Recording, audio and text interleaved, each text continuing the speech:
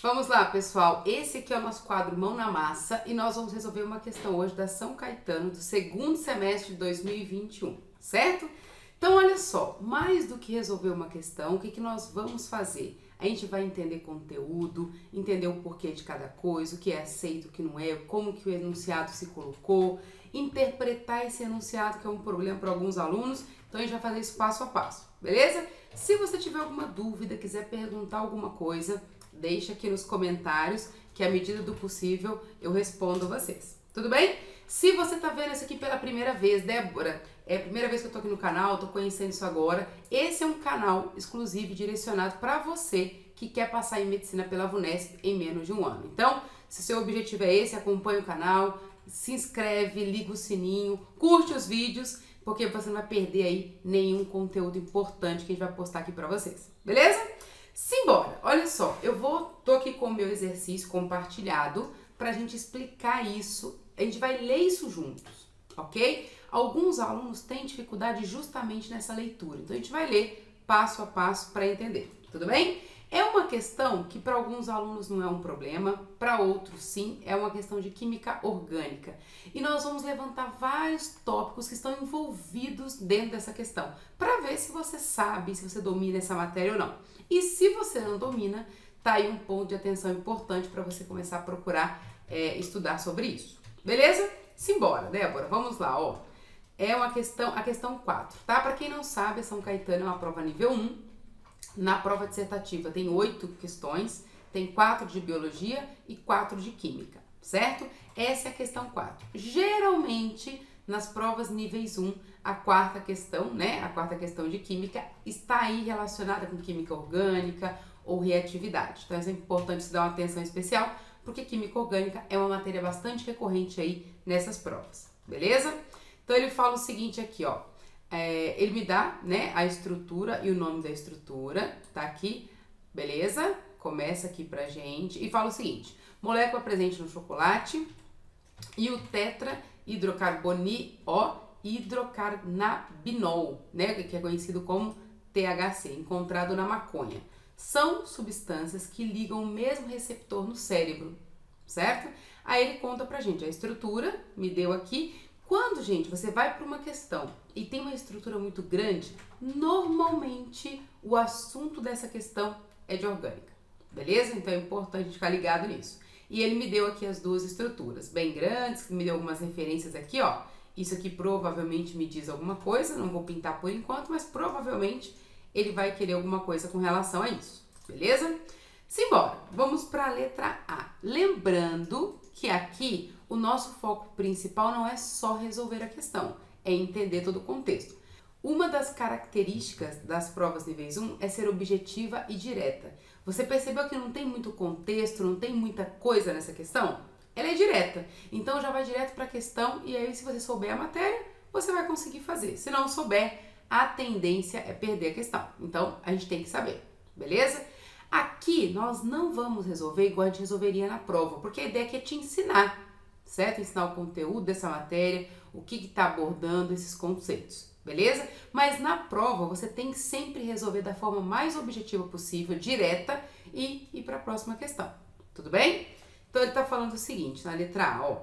Quais funções orgânicas estão presentes na molécula do THC, beleza? Primeiro nós vamos resolver, vamos achar essas funções orgânicas, depois nós vamos achar todas as funções orgânicas das duas estruturas e vamos falar também quais são as funções orgânicas que são importantes pra gente nessas provas, beleza?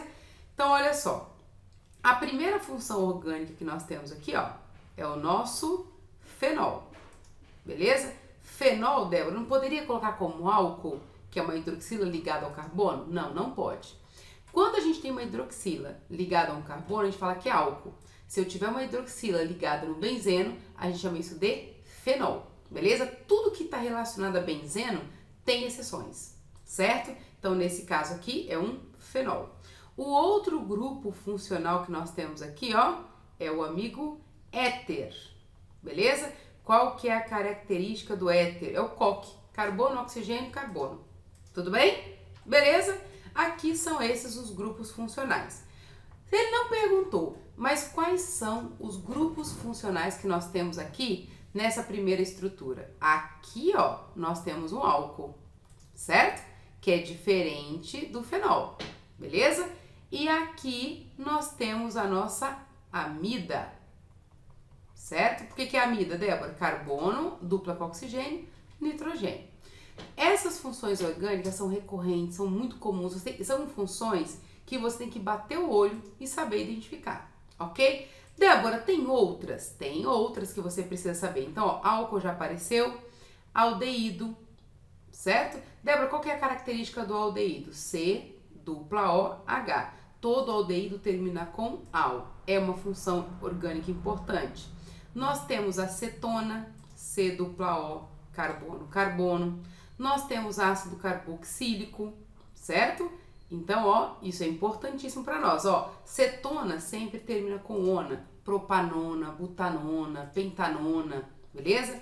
Ácido carboxílico termina com oico e tem esse nome ácido no começo. Então, ácido etanóico, ácido propanóico, ácido butanóico, beleza? Outro, éter já apareceu ali, amida já apareceu, nós temos a amina, outro grupo funcional importante, ó, carbono com nitrogênio. Uma das vantagens das nitrogenadas, né, é que aparece isso no nome.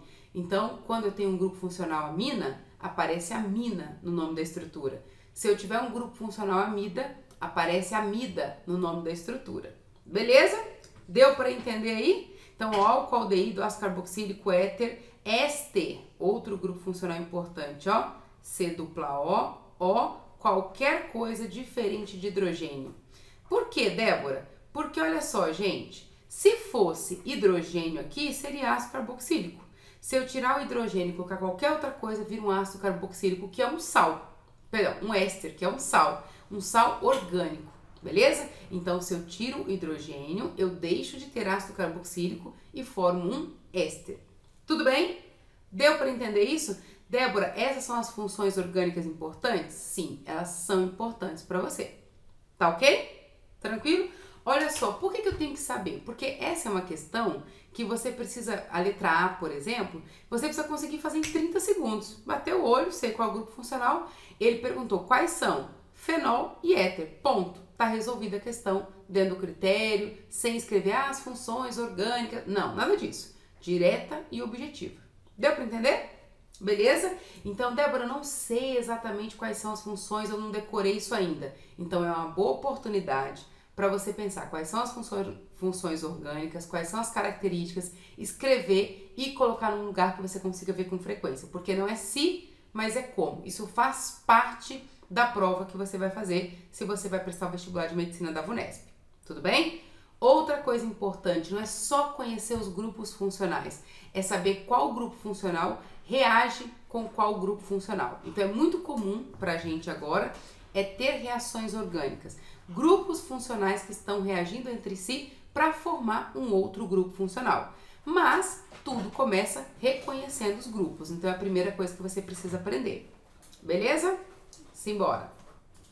Na nossa letra B, ó, percebeu que a letra A foi bem tranquila, né? Muito tranquila, objetiva, bem fácil, tá? Essa é uma questão que ninguém que quer passar em medicina pode errar. Se você quer passar em medicina pela VUNESP menos de um ano, esse tipo de questão você não pode errar, de forma alguma. Deu para entender? Beleza? Então tá certo. Na letra B ele fala o seguinte: quantas insaturações existem na cadeia carbônica da anandamida? Ó, anandamida, tá falando qual o grupo funcional aqui, certo? Insaturações. Débora, o que são insaturações? Vamos entender isso para quem não sabe? Muitos alunos já sabem, eu sei, mas a ideia é que ensinar para quem não sabe também. Insaturação é quando eu tenho ligações pi, eu tenho dupla ou tripla, certo? Quando eu tenho ligações duplas, significa que eu tenho uma ligação sigma e eu tenho uma ligação pi, certo? Se eu tiver, então aqui ó, eu tenho uma insaturação, eu tenho uma dupla ligação. Se eu tiver tripla ligação, eu tenho uma ligação sigma, mantenho uma só, e tenho duas ligações pi. Deu para entender? Então, insaturação é a quantidade de ligações duplas que nós temos na estrutura. Aí a gente tem que ter um cuidado muito grande aqui, gente. Olha só, vamos ver quantas insaturações. Nós temos 1, 2, 3, 4. E aí tem aluno que vem e coloca aqui, ó, a quinta. Não, nós não temos. Quando a gente fala de insaturação, a gente está relacionando, isso em orgânica, tá? Nós estamos relacionando as ligações duplas ou triplas que acontecem entre carbonos. Então, entre carbono e oxigênio, a gente não conta. Então, nesse caso, nós temos aí 4 insaturações, beleza? Então, ó, eu vou abreviar aqui, mas você vai escrever isso na prova, né? Insaturações, beleza? Eu sei que a letra não é a melhor de todas, mas dá para entender. Tudo bem? Tranquilo? Muito fácil também, né, gente? Muito fácil. Agora, entra um conceito muito legal aqui e eu vou fazer questão de explicar uma coisa para vocês que vocês precisam dominar, tá? Qual a configuração isomérica da ligação dupla assinalada com o número 1? Isomérica, ele tá falando de isômero. Vamos fazer um resuminho aqui, ó. Isomeria, tá? Isômero. O que é isômero mesmo? Todo mundo sabe o que é isômero, né? Tem a mesma quantidade de átomos, né? Tudo que tem de um tem do outro. Isso é isomeria. Quais são os tipos... Antes de responder essa pergunta aqui, que a pergunta está direcionada para cá, ó. Qual o tipo de isomeria que tem aqui? Essa é a pergunta. Só que antes de responder isso, vamos entender uma coisa. Quais são os tipos de isomerias que nós temos? Nós temos isomeria plana e nós temos isomeria aqui, ó, espacial. Certo? Então, eu preciso ter esse contexto geral antes de responder. Por quê? Nesse caso é uma, mas poderia ser qualquer uma delas. E eu tenho que saber identificar. Tudo bem? Dentro da isomeria plana, nós temos a estática. Estática, certo? E nós temos a isomeria plana, que é dinâmica. Dinâmica. Débora do céu, o que é isso? Quais são as estáticas, gente? A de função, certo? Isomeria de função é uma isomeria estática. A de cadeia também é uma isomeria estática. Cadeia, beleza? A de posição. E dentro de posição, nós temos aqui uma ramificação que a gente chama de metameria. Metameria, beleza? Acho que deu para vocês verem, né? Beleza, então nós temos a isomeria plana espacial, dentro da plana tem a estática e tem a dinâmica, essas são as que estão na estática. E Débora, e quais são a dinâmica, né? A isomeria a plana dinâmica é a nossa tautomeria. Tautomeria. Muito bem, beleza? Se você não conhece alguma dessas isomerias, você precisa conhecer. São importantes para a prova Unesp? Sim, são muito importantes, beleza? Então é importante que você conheça. Se você não conhecer alguma, deixa aqui no comentário que eu quero saber qual você não conhece. Talvez pode virar um conteúdo aqui do nosso canal, beleza? Tá, o que eu preciso entender? Quais são as características, quando que elas acontecem, preciso ter exemplos para eu conseguir identificar. E Débora, quais são as isomerias espaciais? Dentro da espacial, nós temos a isomeria óptica, beleza? Do carbono quiral, né? E temos a isomeria geométrica. Beleza? Para ter isomeria óptica, eu tenho que ter carbono quiral. Para eu ter isomeria geométrica, eu preciso ter cis-trans. Cis-trans, exatamente. Chegamos onde a gente queria, tá? Aqui, ó, amarelinho, chegamos onde a gente queria, beleza? Então, Débora, qual que é a isomeria que nós temos, aqui, ó, onde tem o número 1? Nós temos uma isomeria cis-trans. Como que eu sei que não é uma isomeria plana, por exemplo? Como que eu diferencio, né? Até uma coisa bacana aqui. Como que eu vou diferenciar uma isomeria plana de uma isomeria espacial? Isomeria plana, você compara duas figuras. Você tem uma e compara com outra. Isso é isomeria plana, tá? Quando você tem isomeria espacial, você tem uma única estrutura e você faz uma análise dentro dela. Como ele está perguntando qual que é a isomeria nesse ponto, não é plana. Por quê? Porque ele não comparou a estrutura A com B. Ele não comparou um com o outro, certo? Então não é plana, é espacial. Dentro da isomeria espacial, eu só tenho duas opções. Ou vai ser isomeria óptica, ou vai ser isomeria espacial. Ou vai ser isomeria óptica, ou vai ser isomeria geométrica. Para ser isomeria óptica, eu tenho que ter um carbono quiral. Olhando para essa estrutura, aqui ó, nós não temos carbono quiral. Por que, Débora, que eu não tenho? Porque carbono quiral, carbono assimétrico, né, que a gente chama, são os carbonos que fazem 4 ligações diferentes. E aqui nós temos dupla. Significa que nós não temos 4 ligações diferentes. Pelo menos 2 delas são iguais. Então, não é. Faz sentido para você, por enquanto? Tranquilo? Então, não é. Se não é isomeria óptica, só pode ser isomeria geométrica. Beleza? Só que ele quer saber o seguinte, qual é a configuração. Então, não basta eu falar que é geométrica, porque isso, dentro da pergunta, foi praticamente dito pra gente. O que eu preciso entender? Qual é a isomeria geométrica que está aqui dentro? Então, eu sei que nós temos cis e trans. Agora, eu preciso entender o seguinte, quando é cis e quando é trans, beleza?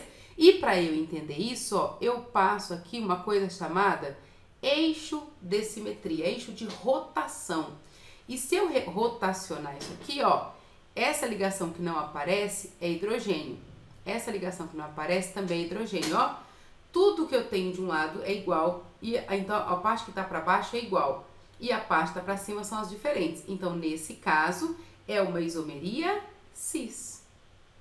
Cis, sim, porque no meu eixo de rotação, meu eixo de simetria, quando eu corto, eu vejo uma parte de baixo que são iguais e a parte de cima que são diferentes. Débora, quando é que seriam diferentes, seriam trans? Vou pegar um exemplo aqui aleatório, tá? Se eu pegar aqui, ó, a minha azul, vou pegar a caneta azul, fica mais fácil para separar aqui. Se eu tiver, ó, carbono, dupla carbono, se eu tiver isso daqui, vamos supor que eu tenho hidrogênio, R, qualquer grupo aqui, hidrogênio e aqui um R. Opa, olha só, quando eu passo o meu eixo de simetria aqui, ó, é espelho, né? Se é espelho, a gente tá falando de trans. Mas não é o nosso caso da questão. O caso da questão é uma situação cis. Deu para entender? Então, gente, ó, resumindo, vamos resumir essa questão aqui? É uma questão de orgânica. Eu tenho que conhecer quais são os grupos funcionais orgânicos, né? Porque a gente tem grupo funcional inorgânico também. Mas o foco aqui é orgânica. Então, quais são os grupos funcionais? Quais são as características? Como que dá nome para eles? Anotou? Depois disso, eu tenho que saber o que é isomeria. Beleza? O que é insaturação, quando elas aparecem? E como que funciona e quais são as características de cada isomeria. Beleza? Se tiver ficado alguma dúvida, não deu para entender, ou você quiser perguntar alguma coisa sobre essa matéria que nós falamos aqui, que ela é gigante, parece que é uma coisa muito simples, mas tem vários conceitos aqui dentro dessa questão, deixa aqui nos comentários aqui embaixo, que vai ser um prazer te responder. Beleza? Então, essa foi a nossa resolução. Toda segunda, quarta e sexta, às 18 horas, estamos aqui. Então, não deixe de participar se você quer passar em medicina pela VUNESP, né? Em menos de um ano, ok? Então, até uma próxima oportunidade, gente. Tchau, tchau.